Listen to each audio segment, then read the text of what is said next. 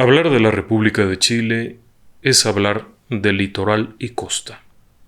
Es un país relativamente estrecho, pero con una trayectoria costera impresionante. Tiene más de 6.000 kilómetros de costa. Pero además de tener más de 6.000 kilómetros de costa, tiene algunos de los puntos más peligrosos para la navegación, que se ubican hacia el sur: el Cabo de Hornos, el Estrecho de Magallanes, la zona del Canal de Beagle. Todos estos sitios son increíblemente peligrosos, con corrientes marinas tremendas. Durante siglos, desde los primeros viajes de navegación europea hacia el continente y los de circunnavegación, estas regiones han cobrado la vida de muchas personas.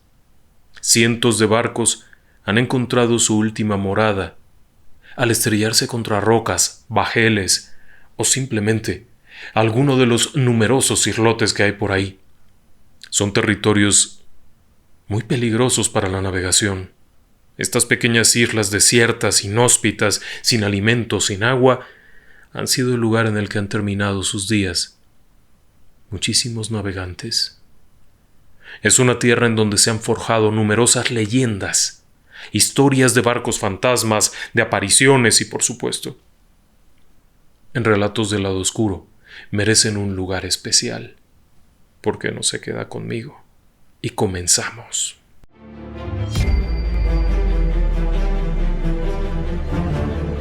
Relatos del lado oscuro. Fantasmas. Seres extraños. Sucesos inexplicables. Perversidad humana. Historias que otras mentes prefieren ignorar.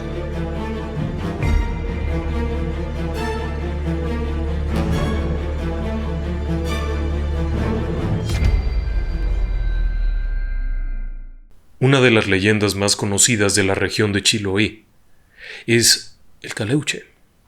Es una leyenda local para muchos, pero en realidad es una historia que se ha extendido a lo largo de toda la costa y muy hacia el norte de esta región costera. Así es que es una de esas leyendas que ha permeado muy profundo. ¿Qué le parece si le presento un breve relato que tenemos acerca de aquellos lugares basado en una investigación en campo? Miembros del equipo hace algunos años estuvieron en aquellas regiones y tuvieron oportunidad de recabar mucha información y de estar parados ahí, a la orilla del mar, esperando la llegada del Caleuche. Relatos del lado oscuro. El Caleuche. Cuando pregunto por el Caleuche, me miran silenciosos los marinos que están sentados en el puerto de Pinquén. Sí, les digo, el Caleuche. ¿Saben algo de ese barco? Y me siguen mirando sin expresión, sin decir palabra. Estoy escribiendo todo esto mientras investigo un poco con la gente del pueblo. Los marinos que intento interrogar trabajan en el puerto y todos viven aquí, en la localidad de Quemchi. Probablemente llevan toda su vida aquí, viviendo lo que sus padres y sus abuelos vivieron. Viviendo en alta mar lo que oscuramente este puerto ha presenciado desde siempre. El misterio se llama Caleuche, así nomás, Caleuche. Pero es como si al decir el nombre de este barco se dijera algo más que un simple nombre. Aunque el Caleuche es una de las leyendas más populares de las islas chilenas, mucha gente aquí prefiere no hablar de ello. Quizás sea el temor que provoca algún mal recuerdo. Yo llegué aquí sabiendo lo que todos, que el Caleuche es un barco fantasma usado por los brujos, que navega de noche, que no cualquiera lo puede ver, pero fuera de eso, nada más. Ayer platiqué con una hermosa muchacha, algo irreal en su aspecto, como si fuera una desaparecida que de pronto regresa y se queda jugando en la arena. Ahí, parada, mientras veía el mar, me dijo un poco más sobre el misterioso barco. El Caleuche puede viajar como un barco común, quiero decir, sobre la superficie del mar. Pero también puede hacerlo bajo la superficie. A bordo se efectúan fiestas y bailes cuyo ruido y música atrae a los navegantes que deambulan por las islas, haciéndolos esclavos que ponen a su servicio. Conocido es que los que mandan a bordo son brujos que principalmente se dedican al contrabando, abasteciendo a comerciantes que tienen pacto con ellos. Te digo esto porque no creas que aquí, en esta arena que ambos pisamos, las cosas son sencillas y fáciles de registrar. El buque tiene la particularidad de que cuando es perseguido, se transforma en roca, tronco de árbol o simplemente en alga para pasar inadvertido y así evitar su captura. Así que te recomiendo que no preguntes tanto sobre el Caleuche y que mejor abras bien los ojos. A pesar de que la muchacha de la playa me estaba contando más cosas sobre el Caleuche, algo había en su voz que me inquietaba, como si me estuviera previniendo de algo, no sé. Justo estaba yo pensando en esto cuando ella continuó su relato. El castigo para ellos que miran al Caleuche consiste en dejarle la boca chueca, la cara hacia la espalda o bien darles muerte en forma repentina. Al decir esto, la muchacha desvió la mirada del horizonte y giró para mirarme fijamente. Debo confesar que sentí un poco de estupor, o de miedo, para decirlo francamente. Para ocultar un poco mi sorpresa, pregunté el porqué de tal maldición, y también le dije que alguien tenía que haber sobrevivido al Caleuche, pues de otra forma no conoceríamos la leyenda. ¿El Caleuche? Unos cuantos han visto el barco fantasma, como usted le llama, pero lo ven cuando se aparece todo iluminado. Cuando momentos después se disuelve en la oscuridad, comienza la maldición. El que ve al Caleuche es porque el barco encantado quiere llevárselo. Vaya a saber para qué. De pronto, me señaló hacia el puerto, en donde estaban los hombres que no quisieron decirme cosa alguna sobre el barco. Ella los apuntó con su índice y me dijo: ¿Ve a todos esos hombres? Tienen los días contados. Por eso viven así, como salidos del tiempo. Seguro el barco ya les ha tomado el espíritu en algún día de pesca y ahora solo esperan lo peor. Ya han visto a otros pescadores y marinos, conocidos suyos, flotar inertes a merced de la corriente.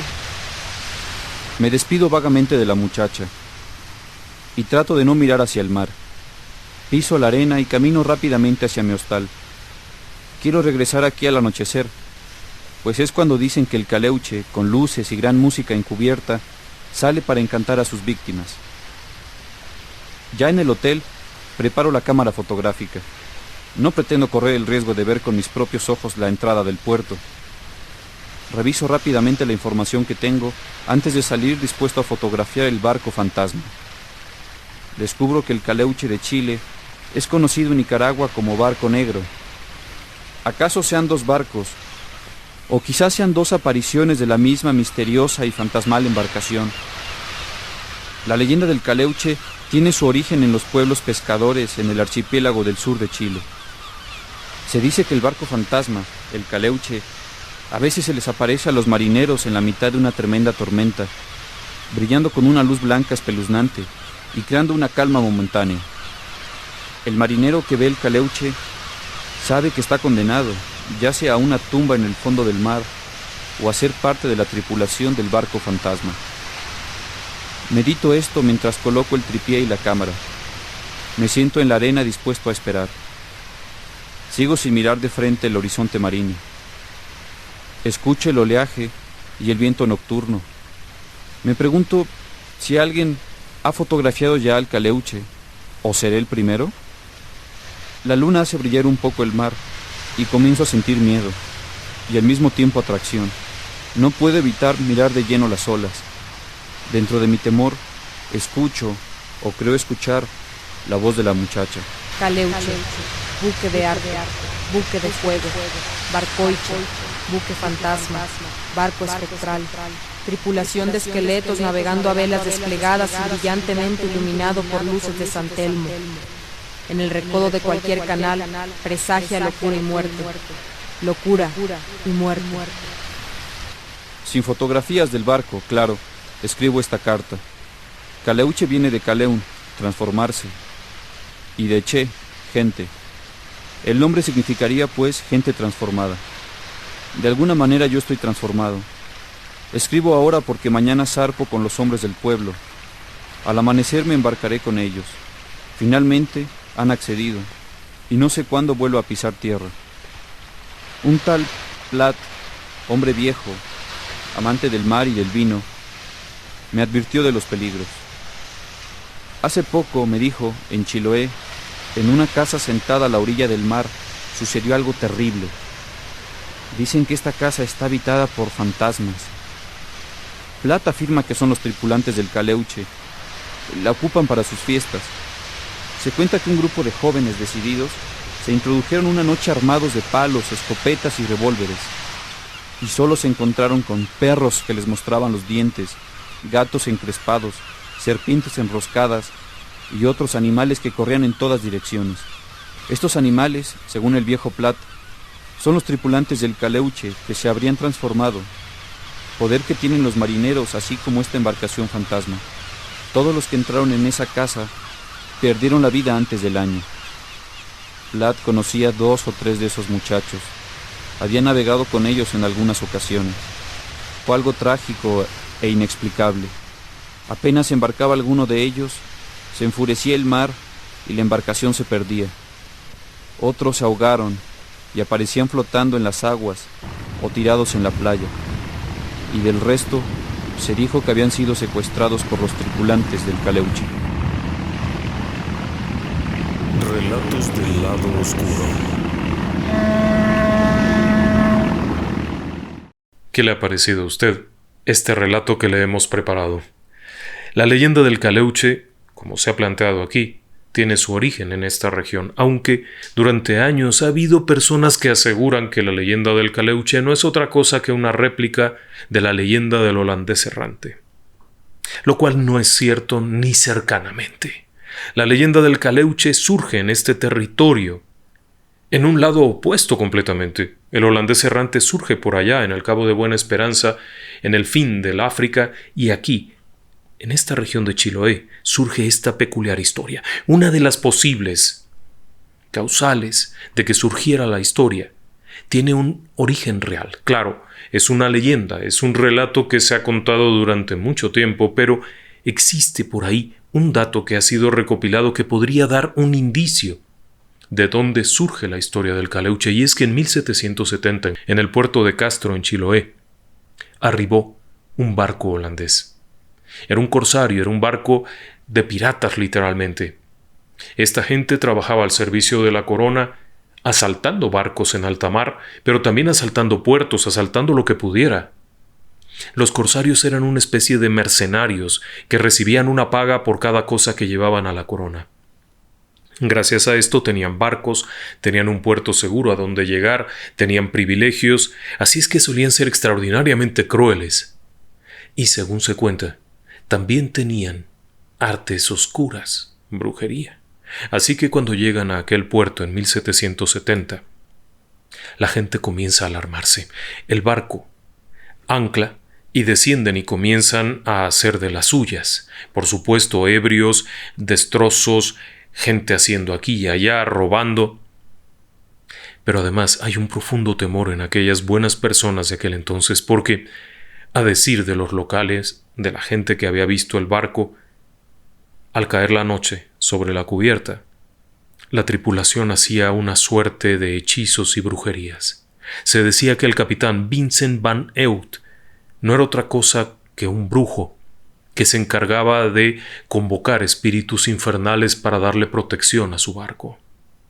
Ante todo esto, un buen día, uno de los curas del lugar, Fray Juan Evangelista Olmedo, se trepó al barco acompañado de un grupo de feligreses. Mientras aquellos corsarios estaban por allá en la parranda y la juerga, se suben al barco y realizan una antigua oración que se conoce como el Te Deum, un rito de protección pidiendo la intervención divina para proteger esta región del poderío del mal. En consecuencia, se hace aquella célebre oración. Después bajan y escapan corriendo, porque está por llegar el capitán con su gente. Un buen día, el capitán, harto ya de estar ahí, cansado de lo mismo, monta en el barco, zarpa, cargado de provisiones y de toda suerte de parabienes, para nunca volver. El barco nunca llegaría a su destino, y según se cuenta, poco después se haría pedazos contra las rocas en una isla cercana. Toda la tripulación moriría.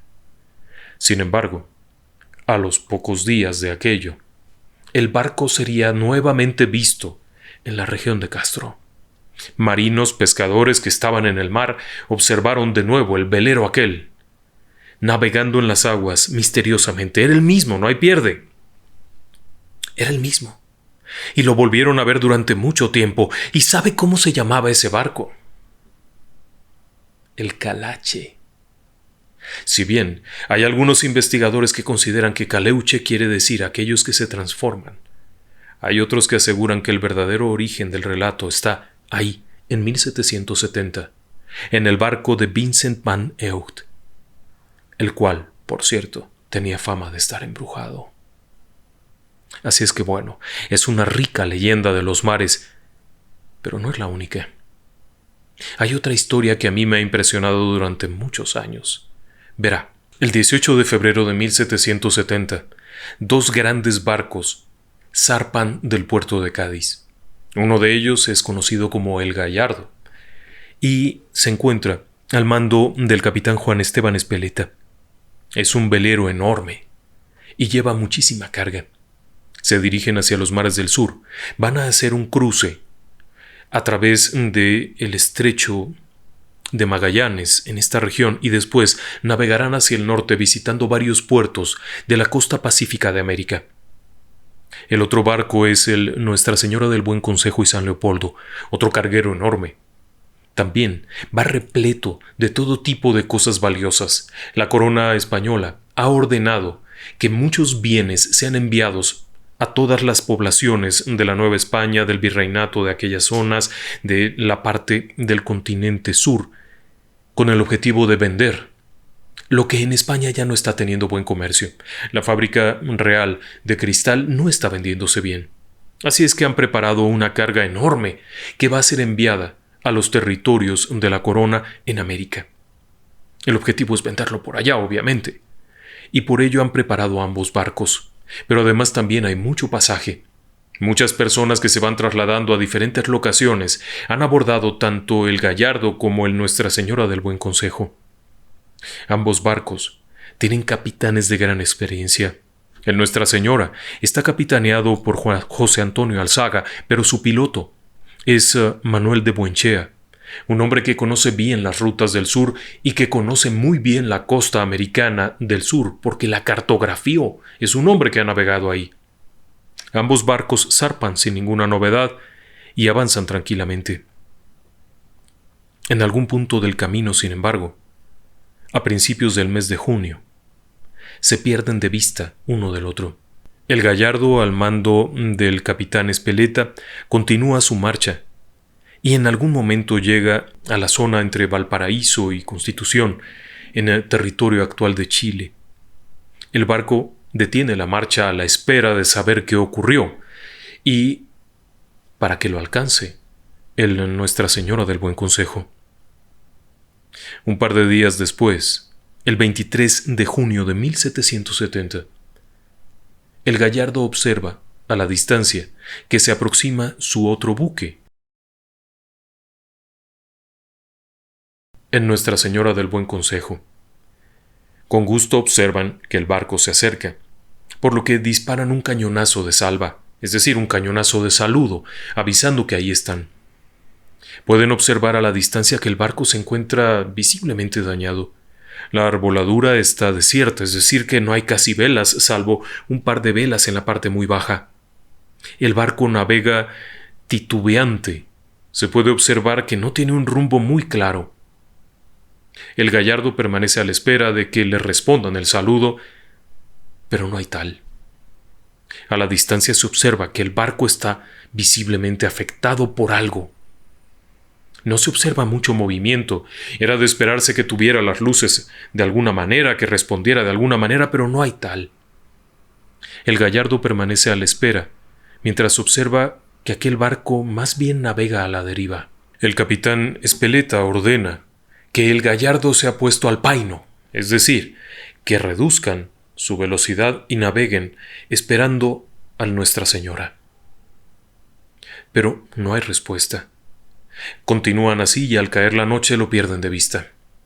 No se han encendido las luces que deberían de encenderse, no ha habido respuesta, aquello comienza a preocupar. No sería sino hasta el otro día cuando, finalmente, y estando cerca ambos barcos, el capitán Espeleta ordena que un grupo de hombres aborde una lancha y reme a dar alcance a Nuestra Señora. Al llegar allá, los marinos logran trepar por la borda y encuentran un cuadro muy extraño. Los pasajeros y la tripulación a bordo de Nuestra Señora se encuentran terriblemente mal. Muchos de ellos agonizan, tirados sobre cubierta. Otros están muertos y sus cadáveres se están descomponiendo ahí. Únicamente una treintena de hombres está en posibilidad de estar de pie, pero están increíblemente enfermos y débiles. Alguno de ellos reporta que la noche anterior un marino intentó subir al mástil para encender una luz y que pudieran localizarlos, pero era tal su debilidad que ha terminado por caer al mar antes de llegar y se ha perdido. Asimismo reportan que al menos han arrojado por la borda unos 78 cadáveres, pero los demás están tan débiles que no pueden levantarlos y arrojarlos. El escenario es dantesco. El Nuestra Señora había salido de Cádiz con unas 300 personas a bordo y ahora mismo hay cuerpos tirados por todas partes, agonizantes, y otros están muertos. El olor es terrible. Dentro de las personas que aún siguen con vida y que están más o menos completos está el propio capitán, José Antonio Alzaga. Pero asegura que no es capaz de manipular el barco. No tienen la fuerza. Entre el escorbuto, el hambre, la sed, están totalmente acabados. El esquife aquel, la lancha que ha remado ahí, inmediatamente vuelve a montar y navega hasta el Gallardo, en donde informan a su capitán. El capitán ordena que de inmediato se tomen provisiones, que se prepare todo. Varios barcos, por lo menos unos 40 hombres del Gallardo, serán enviados a Nuestra Señora para que tomen el control del barco y puedan llevarlo a puerto. Además, deberá prepararse una lancha con alimento, con agua, con medicamentos, con algo que pueda socorrer a aquella gente. Está la situación que comienza un febril movimiento a bordo del Gallardo. Se da la orden entonces de izar los remos y bajar las lanchas. Cuando comienzan este movimiento, repentinamente comienza a soplar un viento terrible que no permite hacer nada. Las lanchas que estaban siendo descendidas hacia el agua tienen que volver a la cubierta y permanecer ahí porque el viento y la marejada es tal que, obviamente, no sobrevivirían a tal. Al caer la noche, no hay nada que hacer. Simplemente esperar. El Gallardo está anclado a la espera. A la distancia se observa el triste movimiento de Nuestra Señora. Los marinos del Gallardo están a la expectativa. La tripulación es incapaz de controlar aquella nave, es incapaz de hacer nada, cuando de pronto, para asombro de todos, observan cómo en la arboladura de Nuestra Señora se encienden todas las luces. Todo el barco se ilumina de pronto. Comienza a haber movimiento y se observa cómo las velas comienzan a izarse y a inflarse con el viento, y repentinamente Nuestra Señora comienza a navegar ante el asombro de todos, porque está todo iluminado, y obviamente aquello resultaba imposible. Para asombro de Espeleta y su tripulación, el barco navega y desaparece en la distancia, aun cuando el capitán ordena levar anclas y darle seguimiento. No puede. Simplemente no puede. A pesar de que es un barco que está en pleno control, en pleno manejo, no logran darle alcance. A varias millas náuticas de ahí, otro barco de bandera inglesa alcanza a distinguir a la distancia a Nuestra Señora, y a pesar de que intenta darle alcance, tampoco lo puede. Simplemente se pierde para siempre. La historia es interesante porque el día 27 de junio de 1770, el Nuestra Señora del Buen Consejo y San Leopoldo estaba hecho pedazos en una playa cercana a la desembocadura del río Huenchulami. Toda la tripulación, todos los pasajeros estaban muertos. Solo se recuperaron 12 cadáveres. El tesoro que llevaba a bordo y que estaba constituido de joyería fina, ropa bordada de oro, cientos de paquetes con cristalería fina, terminaría en el fondo del mar. Los propietarios de la carga enviarían varias comisiones para tratar de rescatar lo más posible, siendo imposible por el lugar en el que estaba. Curiosamente, durante los años siguientes, muchas personas aseguran haber visto navegar a Nuestra Señora del Buen Consejo y San Leopoldo, con toda la arboladura iluminada, las velas desplegadas, navegando a gran velocidad en medio de la tormenta. Esta es la leyenda. La realidad de las cosas es que sí existió el barco, y sí se hundió en ese lugar, y existe el pecio. Hoy en día el tesoro que se guarda ahí debe de valer unos 30 millones de dólares, pero por temas legales no puede ser rescatado todavía. ¿Pero qué fue lo que vio el capitán Speleta entonces? El barco como tal no estaba en condiciones de navegar. En el punto en el que fue visto, y el punto en el cual se encuentra el pecio, no tiene corrientes ligadas, es decir, que no podría haber sido arrastrado desde donde fue visto por última vez hasta el punto en el que se encuentra el naufragio. La navegación era complicada. Pero además el testimonio de aquellas personas que subieron y del propio Speleta de lo que vio resultaba intrigante, pero es un barco fantasma. Así es que tiene que haber una historia atrás, y la historia es por demás interesante. Verá, el barco como tal no se llamaba así. Su nombre original era Le Oriflamme, el estandarte, y era un barco francés.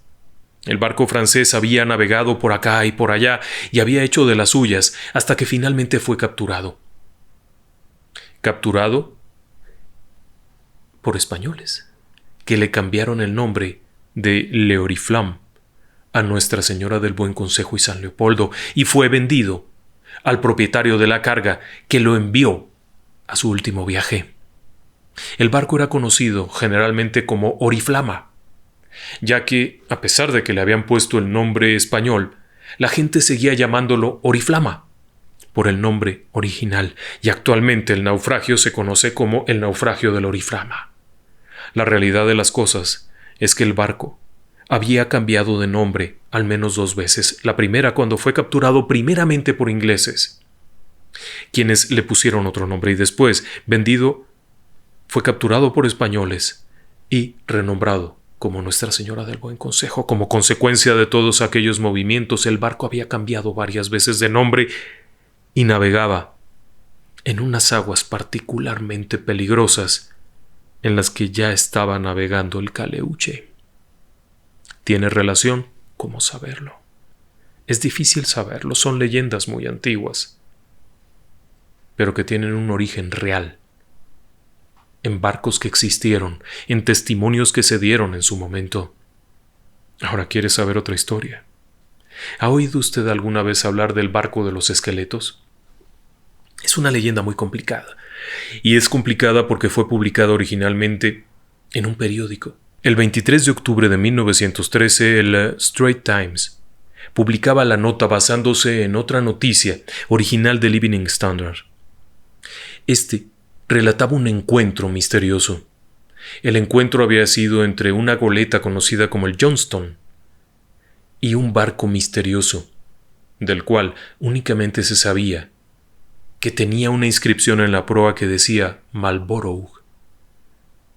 Y todo esto describía lo siguiente: navegando por los mares del sur, cerca del estrecho de Magallanes, la goleta Johnstone divisó a la distancia una embarcación que navegaba a la deriva, oscilante, sin un rumbo fijo, sin velamen, únicamente con algunos mástiles pelones. Cuando observan esto, la goleta Johnstone se acerca para observar de qué se trata. Tras un momento de calma en el que las corrientes han amainado y no hay oleaje fuerte, descienden una pequeña lancha, a bordo de la cual 6 marineros reman rápidamente hasta alcanzar el costado de aquella embarcación misteriosa. Tras gritar varias veces y hacer sonar una corneta para avisar que estaban ahí, deciden abordar el barco.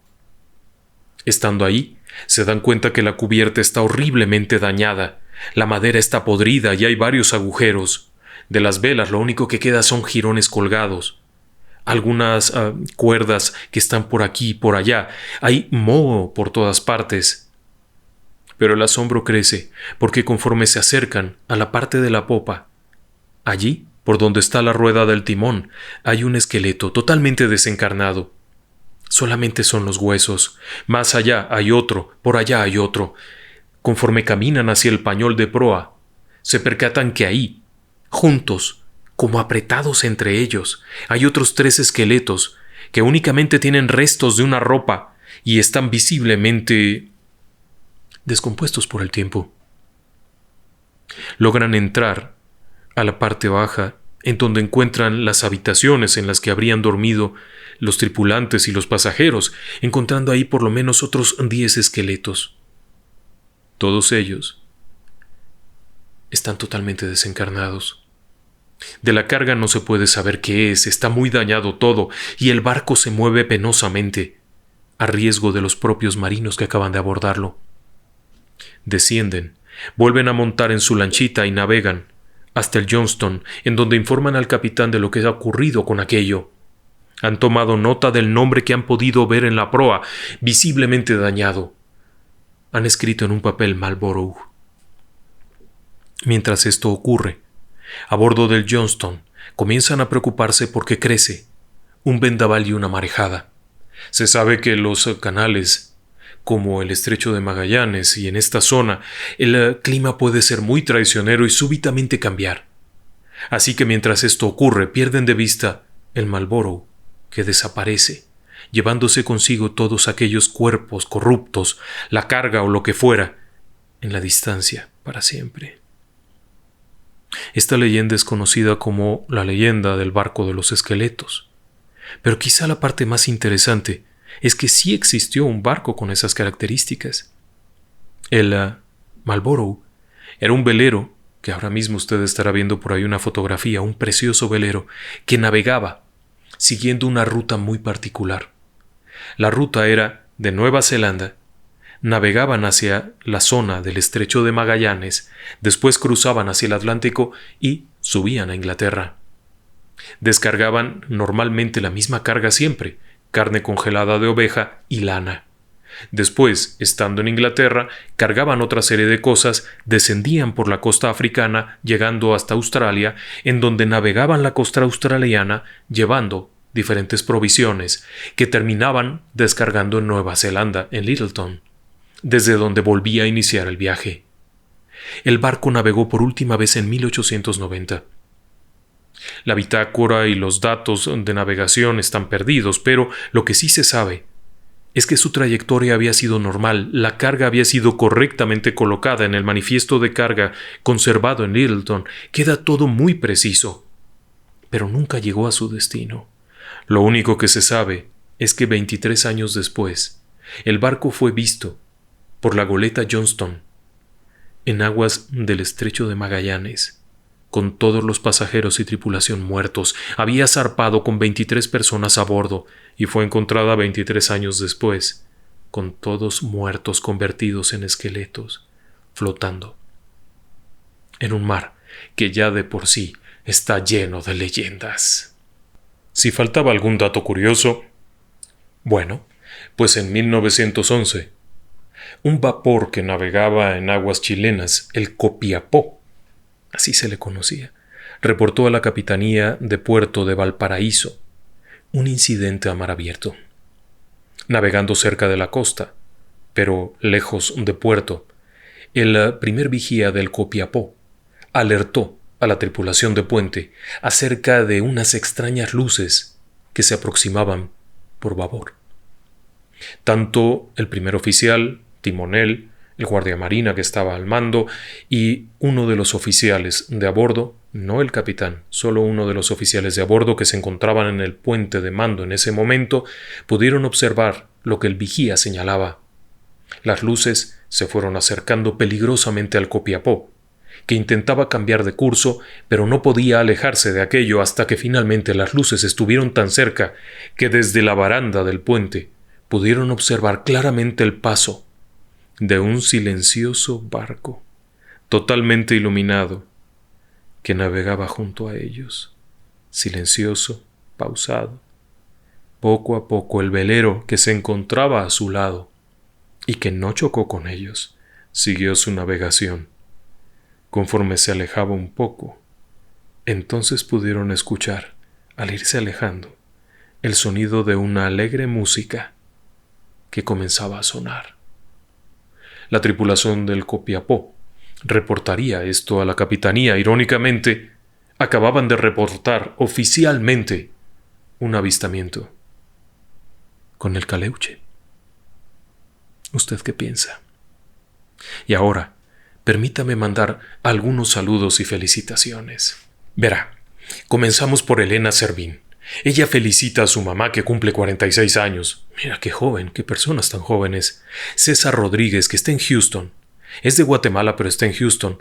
Nos escucha a diario y le mandamos un fuerte abrazo. María Laura León. Ella cumplió años el día de ayer. 15 años. Sus 15 primaveras, como decimos en México. Su mamá Alejandra la felicita desde Harlingham, en Buenos Aires. Un abrazo a ambas. Gracias por acompañarnos. En México los 15 años son motivo de una fiesta muy grande, en donde las personas bailan, la chica se viste muy elegante y se hacen una serie de ceremonias, así es que es motivo de gran alegría. Para Jesús Guevara, que cumplió el 6 de agosto, es decir, ayer, cumplió en Lima, Perú. Es amigo y seguidor del programa durante mucho tiempo. Un abrazo, Jesús, muchas gracias. Arturo Gabriel cumple años hoy. Así es que ahora mismo ha de estar celebrando su cumpleaños con pastel y con todo aquello muy lindo. Y lo felicita su mamá Diana. Le mandamos un abrazo a ambos. Muchas gracias por acompañarnos. Verónica Ramazzini. Ella felicita a su hija Vanessa Berdinelli, que está en Roma y ha cumplido años. Para Milagros Alzalde, Miguel Jiménez, Liliana Talavera. Para Arturo Ramírez, que está en la Ciudad de México y cumple años ahora mismo. Hoy está de manteles largos, así es que un abrazo por allá. Lourdes Zabalza, que cumple años hoy también. Lourdes, muchas gracias por acompañarnos. Siempre la vemos por ahí en el canal. Le mandamos un abrazo. Y también para nuestra querida 1968 Taquito, que es una amiga del canal que siempre nos acompaña y ha cumplido años apenas y no pudimos felicitarla a tiempo, pero ahora mismo le mandamos un fuerte abrazo. Gracias por acompañarnos siempre. Para María Isabel Vázquez González, que es felicitada por su esposo Felipe. Muchas gracias. Buenas noches y que descansen en paz.